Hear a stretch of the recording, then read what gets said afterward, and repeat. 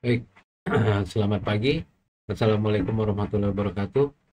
Teman-teman, ini sesi kita yang pertama ya untuk general banking ya. General banking, jadi saya akan menggambarkan bagaimana peran dan fungsi dari bank gitu ya. Nah, kita mulai saja bahwa kita mulai dari sejarah. Kalau teman-teman lihat di modul bagaimana asal mula adanya perbankan di Indonesia. Jadi dulunya bank itu adanya adalah milik Belanda gitu ya, dengan nama De Javase Bank, yaitu tahun 1828. Dia bertugas, dia semacam bank sentral gitu ya, dia untuk eh, mencetak uang gitu ya, dan mengelola dan mengeluarkan kredit kepada pemerintah dan kepada perusahaan. Dan setelah kemerdekaan ini banyak yang dinasionalisasi oleh pemerintah gitu ya. Jadi pemerintah Indonesia melakukan nasionalisasi terhadap perbankan Belanda dan mengubah status bank itu jadi milik negara. Ya, jadi pada masa ini pemerintah menurunkan gitu ya dari Javase Bank itu, dia tetap bertahan sebagai bank Indonesia, bank sentral gitu ya, sebagai bank sentral, lalu berdirilah bank-bank lain, bank pemerintah seperti BNI, BRI, dan BTN, dan juga sebetulnya ada Bank Eksim, Bank Ekspor Impor Indonesia, itu didirikan untuk memfasilitasi kebutuhan ekonomi nasional. Itu setelah kemerdekaan. Dan setelah berjalannya waktu dan waktu itu ada gebrakan dari Menteri Keuangan gitu ya, jadi memudahkan dalam pendirian bank, cukup banyak bank yang berdiri selama periode tersebut, sehingga semakin banyak gitu ya, termasuk bank swasta waktu itu berdiri. Dan tahun 98 itu terjadi krisis moneter ya. Krisis moneter, jadi bank ini memiliki dampak sistemik ya, di mana dengan krisis moneter ini terjadi apa namanya perpindahan modal nih, asing dari dalam negeri ke luar negeri. Ya, jadi cukup besar sehingga pada akhirnya akan menaikkan suku bunga, menaikkan suku bunga, dan bank-bank itu banyak yang kolaps pada tahun itu. Dan kurs kurs nilai tukar itu meningkat gitu ya, dari 2.500 sampai menjadi 15.000. Suku bunga seingat saya waktu itu sehingga mencapai 60% ya. Nilai tukar rupiah itu rendah gitu ya, dan terjadi penarikan dana asing dari pasar keuangan Indonesia. Sehingga akhirnya karena banyak bank yang kolaps gitu ya, banyak yang diambil alih pemerintah dan dilakukan rekapitalisasi atau penambahan modal gitu ya. Nah, ini setelah krisis moneter, pemerintah Indonesia melakukan program perbaikan, melakukan rekapitalisasi, melakukan merger di antaranya bank-bank BUMN waktu itu. Jadi BDN, Bapindo, Bank Eksim, dan BBD itu di merger hingga menjadi Bank Mandiri. Bank-bank yang tidak sehat juga dikonsolidasikan, disarankan untuk bergabung ya. Dilakukan reformasi, antara lain diperkenalkan pula itu sistem manajemen risiko untuk meningkatkan tata kelola. Nah, ini yang berlangsung sebetulnya sampai sekarang ini. Jadi sudah masuk ke era perbankan modern dan inklusi keuangan. Jadi kemajuannya itu sekarang sudah merambah ke sisi digital gitu. Jadi bank-bank banyak memberikan layanan juga secara digital, sehingga akses kepada masyarakat itu akan semakin.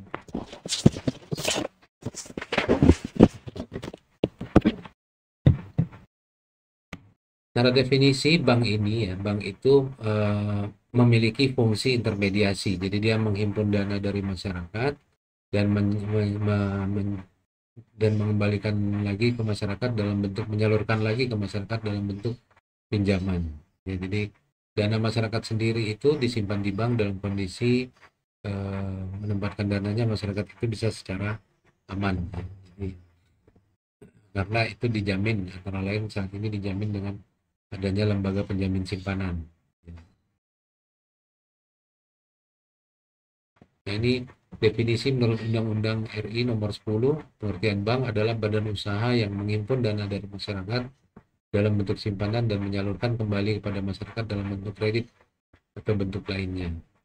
Ya, fungsi bank itu eh, juga bisa membantu pemerintah dalam menjaga kestabilan ekonomi, moneter, dan keuangan. Ya. Jadi dia bisa menarik uang kartal. Uang kartal itu adalah uang kertas atau uang koin yang ada di masyarakat, dan uang giral. Uang giral itu uang yang ada di rekening-rekening di masyarakat. Jadi fungsi bank yang pertama secara definisi adalah menghimpun dana dari masyarakat dan menyediakan dana tersebut dalam bentuk kredit pada pihak yang membutuhkan, ya, sehingga dia memfasilitasi dana dalam perekonomian. Lalu kedua, penyedia layanan keuangan, ya, penyedia layanan keuangan. Jadi bank juga menyediakan berbagai produk layanan keuangan seperti tadi ya, tabungan, deposito, kredit gitu. Dan sekarang sudah merambah juga ke investasi gitu ya, walaupun mungkin itu tidak masuk ke dalam laporan keuangan bank, tapi dia hanya sebagai agen dari perusahaan investasi. Ya, sehingga akses masyarakat itu akan lebih luas ke sektor keuangan. Fungsi lainnya adalah pengamanan dana nasabah. Jadi bank bertanggung jawab untuk menjaga keamanan dana nasabah, ya, memberikan pengawasan yang ketat. Bank juga memiliki fungsi untuk melakukan manajemen risiko, ya, terutama risiko kredit gitu ya. Sebetulnya ada 21, saya ada 21 risiko yang dihadapi bank, tapi yang paling utama itu adalah kredit ya. Kredit kenapa? Karena ini berdampak pada kemampuan bayar dari debitur gitu ya. Disebut risiko kredit itu adalah bahwa si debitur itu gagal untuk memenuhi kewajibannya atau gagal memenuhi persyaratan-persyaratan dari kredit. Nah, ini yang berisiko bagi bank yang bisa menyebabkan kerugian, sehingga dilakukanlah manajemen risiko, yaitu nanti kita belajar kalau ada di kelas manajemen risiko. Bank juga membantu penggerak pertumbuhan ekonomi. Kenapa? Karena dengan kredit sebetulnya perekonomian akan semakin luas gitu ya, lebih luas dan lebih besar dengan adanya pembiayaan dengan kredit. Bank juga menjaga stabilitas moneter, terutama ini fungsi dari bank sentral ya. Dia menjaga stabilitas moneter misalnya dengan mengurangi jumlah uang beredar gitu ya, dan itu pada akhirnya akan menjaga stabilitas moneter dan juga menjaga risiko kurs.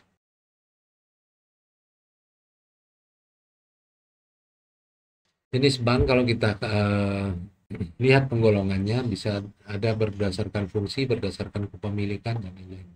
Berdasarkan fungsi ini ada bank umum dan bank perkreditan rakyat atau BPR. Bank umum ini adalah bank yang melakukan kegiatan usaha baik konvensional maupun prinsip syariah, yang dalam kegiatannya memberikan jasa dalam lalu lintas pembayaran. Lalu lintas pembayaran ini maksudnya apa? Lalu lintas pembayaran ini antara lain dengan dilakukannya lalu lintas pembayaran oleh Bank Indonesia atau Bank Sentral. Ya, jadi bank umum mereka memiliki cek atau BG gitu. Cek atau biliet giro. Cek atau biliet giro ini kalau kita lakukan penarikan, maka antar bank gitu ya akan dilakukan clearing ya, lalu lintas pembayaran clearing, dan dengan demikian maka semua warkat yang kita setorkan gitu ya ini akan dipertukarkan kembali ke antara masing-masing bank gitu ya, untuk dilakukan penyelesaian settlement untuk pembayaran. Sementara BPR dia juga sama, sebetulnya adalah bank yang melakukan kegiatan usaha baik konvensional maupun berdasarkan prinsip syariah, tapi tidak memiliki akses dalam lalu lintas pembayaran. Jadi BPR biasanya tidak memiliki produk giro karena tidak ada cek dan biliet giro. Berdasarkan pemilikannya, bank ini ada bank milik pemerintah dan juga ada bank milik swasta nasional, ada bank milik asing atau bank milik koperasi, ataupun bank juga bank campuran.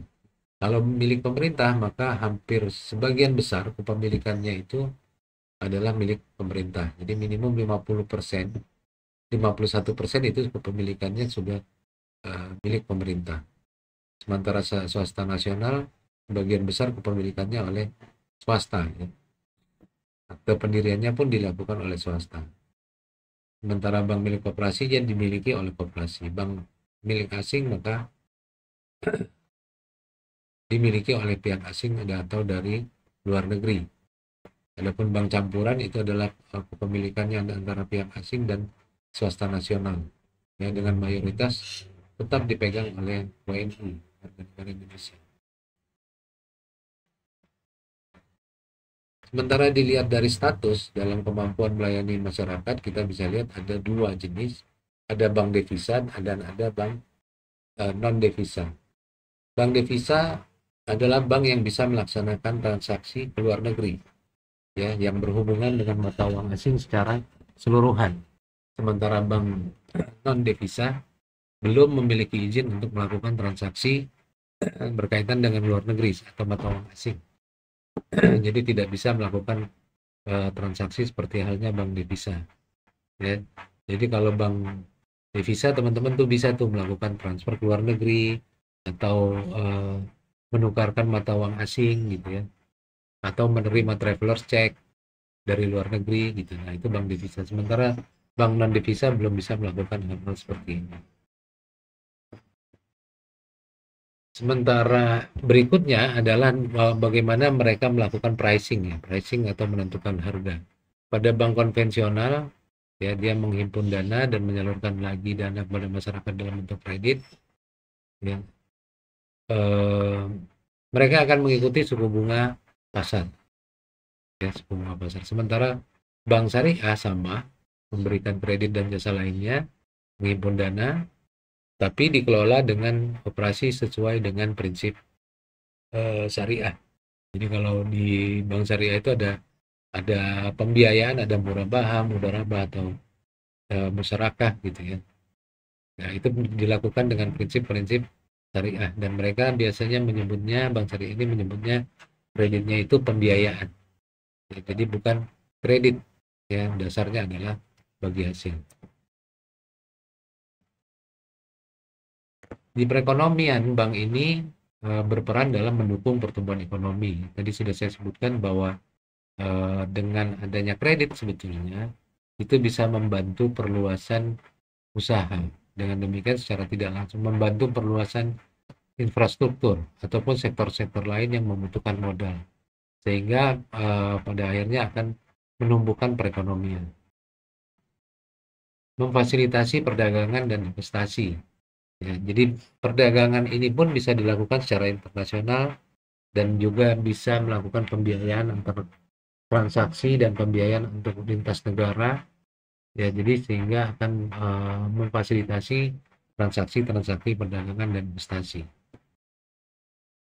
Lalu mengelola likuiditas dan stabilitas keuangan, ya, ini umumnya adalah peran dari bank sentral, walaupun mungkin bank sentral juga akan minta bank-bank umum untuk terlibat, ya, di mana bank sentral itu bertanggung jawab untuk mengelola likuiditas dalam perekonomian, mengendalikan inflasi, menjaga stabilitas kurs, ya, nilai mata uang. Jadi misalnya begini, contoh gitu, ya, bank sentral menilai misalnya uang beredar di masyarakat ini sudah terlalu besar, gitu, ya, terlalu besar. Kalau terlalu besar berarti nanti masyarakat akan cenderung untuk melakukan konsumsi. Kalau masyarakat melakukan konsumsi, maka harga-harga barang akan naik, ya. Jadi kalau di inflasi itu dikenal dengan demand pull inflation. Jadi kenaikan harga-harga barang atau inflasi karena adanya peningkatan permintaan. Nah, bank sentral bisa mengendalikan jumlah uang beredar ini antara lain dengan misalnya dengan melakukan peningkatan suku bunga, ya, di mana dengan peningkatan suku bunga maka masyarakat akan cenderung untuk menabung, ya, sehingga uang beredar yang ada di masyarakat akan semakin berkurang, sehingga mungkin nanti efeknya adalah penurunan permintaan dari atas barang dan jasa dari masyarakat, dan efeknya lagi maka harga-harga barang akan lebih terkendali. Nah, itu contoh bagaimana bank sentral mengelola likuiditas dan stabilitas keuangan.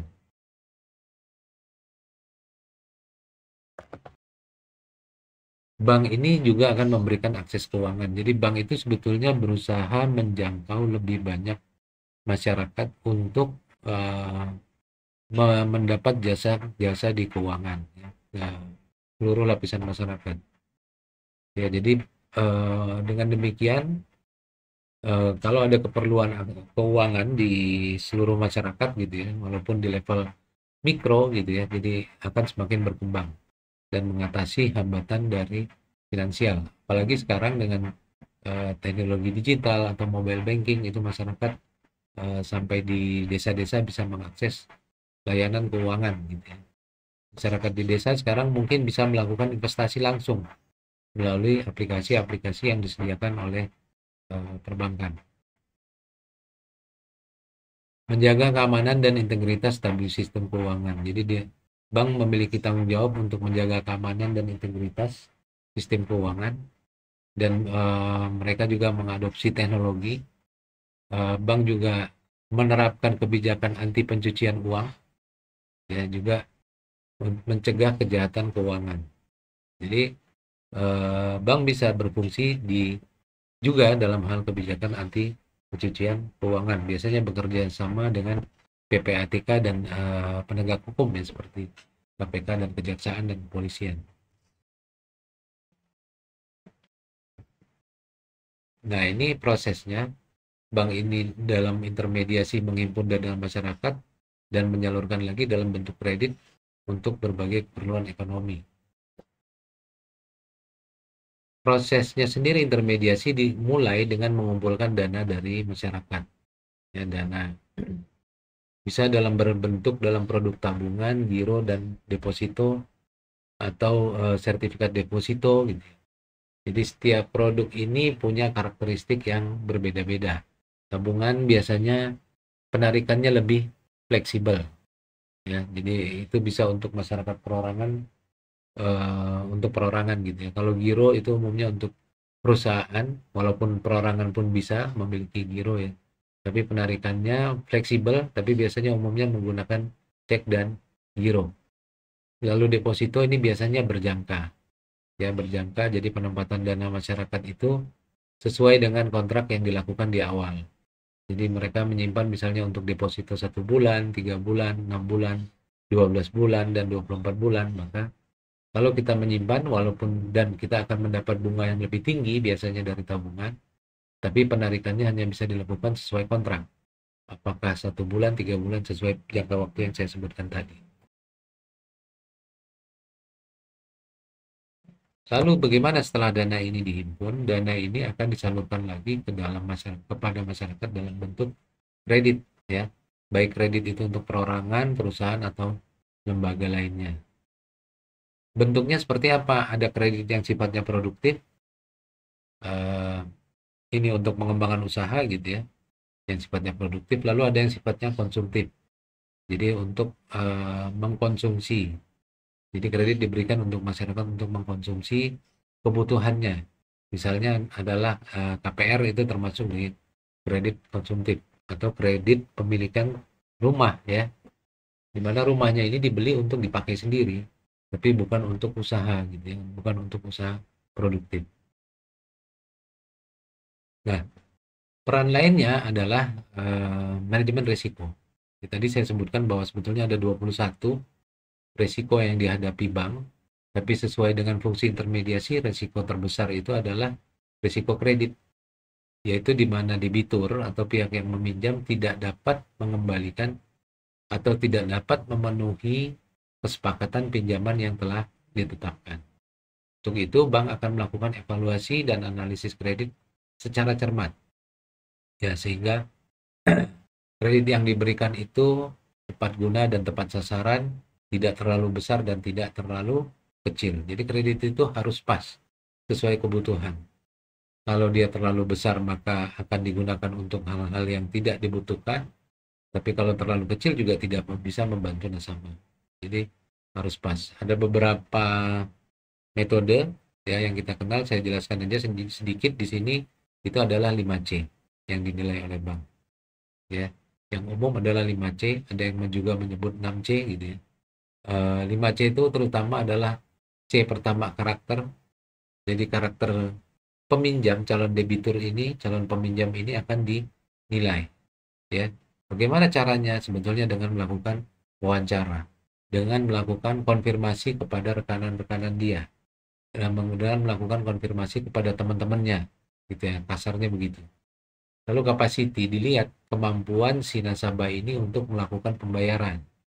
Ya, misalnya untuk usaha dilihat omsetnya setiap bulan berapa, bagaimana perputaran uangnya, bagaimana cash flow-nya, dan apakah si debitur ini sanggup untuk melakukan pembayaran. Bagaimana kalau dia karyawan? Karyawan itu dilihat berapa penghasilannya dari gaji, lalu apakah dia punya penghasilan lain, lalu apakah berapa persen yang harus ditahan untuk dia konsumsi sendiri, untuk kebutuhan hidup dia. Nah, sisanya ini mungkin yang bisa digunakan untuk melakukan angsuran kredit. Ya, lalu itu capacity, capital, ini biasanya dinilai untuk usaha itu kecukupan modal dari si calon debitur sendiri. Jadi dalam menjalankan usahanya, apakah dia punya modal sendiri dan apakah itu cukup gitu ya, dinilai cukup. Lalu kolateral ini jaminan apa jaminan yang diserahkan, berapa nilainya, bagaimana kepemilikannya. Lalu yang terakhir adalah condition of economy, C yang terakhir. Kondisi perekonomian, apakah perekonomian nantinya saat ini berdampak kepada usaha nasabah, gitu ya. Misalnya begini, kalau seorang nasabah yang kita biayai, gitu ya, calon debitur yang akan kita biayai, sebagian besar bahan baku produksi dia itu adalah bahan baku impor. Ya. Nah, kalau terjadi, nah bank itu akan menilai apakah karena dia ketergantungan dengan bahan baku impor, bagaimana risikonya kalau terjadi pelemahan kurs rupiah, gitu ya. Tentu barang produksi dia akan meningkat biayanya. Nah, itu yang dimaksud dengan condition of economy. Nah, jadi apakah intermediasi ini bermanfaat? Ada manfaatnya ya, sebagaimana disebutkan tadi, bagi nasabah, masyarakat dari sisi funding bisa menyimpan dana dengan aman, mendapatkan keuntungan dari bunga, dan mendapatkan layanan keuangan yang disediakan oleh bank. Layanan keuangan ini mulai dari transfer, ya, pembayaran biaya-biaya, dan lain-lain. Sementara bagi debitur atau peminjam gitu, bisa memperoleh dana yang dibutuhkan atau memperoleh kredit atau pembiayaan bank untuk mendukung kegiatan usaha dan investasi mereka. Bagi perekonomian, intermediasi ini membantu mengalirkan dana dari sektor yang memiliki dana, ya, yang berlebihan di sisi dana, ke sektor yang membutuhkan atau debitur untuk mendukung pertumbuhan ekonomi. Bagi banknya sendiri, banknya akan mendapatkan keuntungan ya dari selisih bunga antara bunga yang diperoleh dari kredit dan bunga yang diperoleh dan bunga yang dibayarkan kepada nasabah dana. Ya. Itu salah satu sumber. Jadi kalau kita lihat mungkin secara rata-rata keuntungan bank itu mungkin sekitar 70% atau 80% itu berasal dari kredit, dan sekitar 20 sampai 30% itu mungkin diperoleh dari biaya jasa transaksi gitu ya. Nah, bank ini sendiri ya, karena dia memiliki resiko sistemik gitu ya. Teman-teman mesti tahu bahwa bank itu memiliki resiko sistemik. Jadi masalah di satu bank itu bisa merembet ke bank yang lainnya. Nah, dengan demikian bank ini salah satu industri yang memiliki regulasi atau aturan yang ketat, ya. Diawasi dan diatur dengan ketat. Jadi regulasi itu sendiri artinya apa? Regulasi ini adalah serangkaian aturan, kebijakan, dan pedoman yang dilakukan oleh pemerintah dan otoritas keuangan untuk mengatur dan mengawasi kegiatan bank dalam menjalankan fungsi dan perannya di perekonomian. Regulasi ini sendiri untuk melindungi kepentingan nasabah. menjaga stabilitas keuangan, dan mengatasi risiko yang bisa mengganggu integritas dan kesehatan perbankan. Nah, otoritas pengawas perbankan. Jadi di Indonesia ini ada dua pengawas perbankan gitu ya. Yang pertama adalah Bank Sentral, dan ada OJK gitu ya, Otoritas Jasa Keuangan, yang bertanggung jawab atas mengawasi dan mengatur perbankan, sementara di Bank Sentral ini sebagai badan pengawas keuangan yang independen. Regulasi lainnya adalah juga mencakup persyaratan pendirian bank.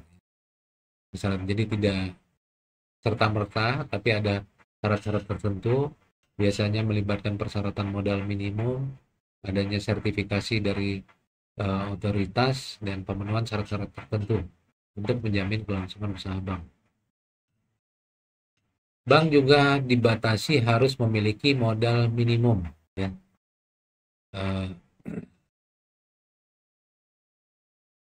Kalau dulu itu dikenal dengan CAR atau Capital Adequacy Ratio. Ya, dulu secara internasional dikenal bahwa bank itu minimum harus punya 8% modal. Jadi kalau satu bank punya aset 100 triliun, dulu itu ditetapkan minimum harus ada 8 triliun. Tapi sekarang dengan adanya manajemen risiko, jumlah ini ditetapkan itu menjadi jumlah minimum 8%, tapi ditetapkan bank itu harus memiliki modal sesuai dengan resikonya masing-masing. Ya, tadi. Jadi resikonya diukur dan ditetapkan berapa modal yang dibutuhkan gitu. Jadi berbeda-beda. Ada bank yang memiliki kecukupan modal itu 19%, 20%, ada yang 12% gitu. Itu sesuai dengan resiko yang dihadapi masing-masing. Nah, di dalam bank itu juga ada faktor good corporate governance ya. Jadi untuk mengantisipasi konflik kepentingan. Jadi apakah misalnya seorang account officer yang bertemu dengan nasabah ingin memberikan kredit kepada nasabah, ini mungkin berbeda dengan ada satu unit lain yang berfungsi sebagai manajemen risiko kredit gitu. Nah, account officer ini akan bertemu dengan manajemen risiko kredit yang tidak bertemu dengan nasabah, dan mereka mendiskusikan, mereka menilai kelayakan usaha nasabah sesuai data-data yang diterima. Jadi keputusannya harus keputusan bersama yang dikenal dengan prinsip four eyes atau 4 mata gitu. Jadi keputusan kredit sekarang tidak bisa dilakukan oleh satu orang, tapi oleh dua orang yang berbeda gitu ya, 2 orang atau unit gitu ya.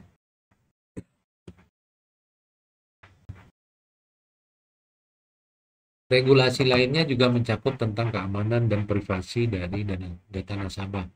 Jadi itu termasuk ada undang-undangnya mengenai kerahasiaan bank ya, dan bank harus mengimplementasikan sistem keamanan untuk melindungi informasi keuangan dan pribadi nasabah. Jadi bank akan menjaga tuh terutama untuk nasabah dana gitu. Untuk nasabah dana itu termasuk di rahasia bank yang diatur secara tertentu kalau ada permintaan data nasabah gitu ya. Tapi kalau untuk kredit itu sebetulnya saat ini sekarang tidak termasuk dalam kategori rahasia bank. Nah, sesuai dengan banyaknya regulasi, bank juga berarti memiliki persyaratan pelaporan dan transparansi. Pelaporan dan transparansi yang bisa ditelaah oleh pengawas, otoritas jasa keuangan, dan masyarakat. Jadi teman-teman bisa lihat itu sebetulnya laporan keuangan bank itu hampir bulanan gitu ya. Bisa lihat di website Bank Indonesia. Itu bisa diambil datanya, laporan keuangan dari masing-masing bank. Jadi kinerjanya itu selalu diawasi. Nah, manajemen risiko lainnya juga dikendalikan ya, selain risiko kredit tadi. Ya, jadi ada risiko reputasi, risiko likuiditas. Jadi bank ini juga mungkin mengalami memiliki risiko dalam memenuhi likuiditas keuangannya gitu ya. Jangan sampai bank ini mengalami kolaps karena ternyata kesulitan dana gitu. dan ada risiko pasar seperti adanya kenaikan suku bunga dan adanya kenaikan dan adanya pelemahan kurs gitu ya. Nah, risiko ini juga harus diukur dan ditetapkan kebutuhan modalnya pada akhirnya. Nah, bank juga berperan dalam peraturan anti pencucian uang. Ya, jadi biasanya yang berkaitan dengan kejahatan dan ada pencegahan mengenai pendanaan untuk teroris. Jadi ini biasanya bekerja sama dengan PPATK, ya. Pusat Pelaporan Arus Transaksi Keuangan. Jadi bank itu akan melaporkan secara rutin seluruh transaksi yang dinilai mencurigakan. Ya. Tapi bukan berarti data nasabah itu tidak aman, tidak. Jadi ini hanya laporan yang sifatnya untuk melaporkan adanya transaksi yang dinilai mencurigakan. Bagus antara lain kalau memang ada terjadi kejahatan.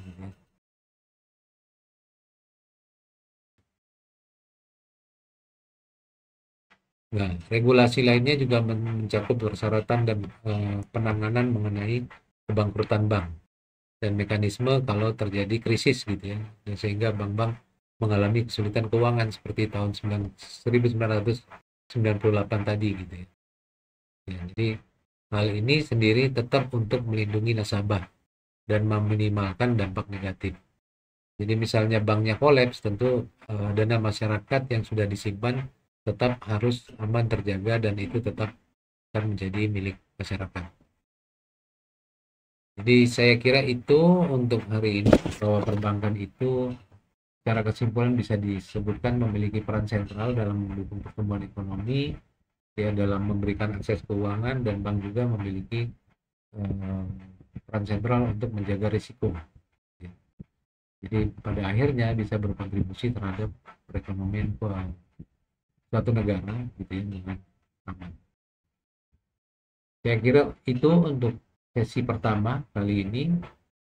Terima kasih. Kita berjumpa lagi nanti di sesi-sesi berikutnya. Selamat pagi. Assalamualaikum warahmatullahi wabarakatuh.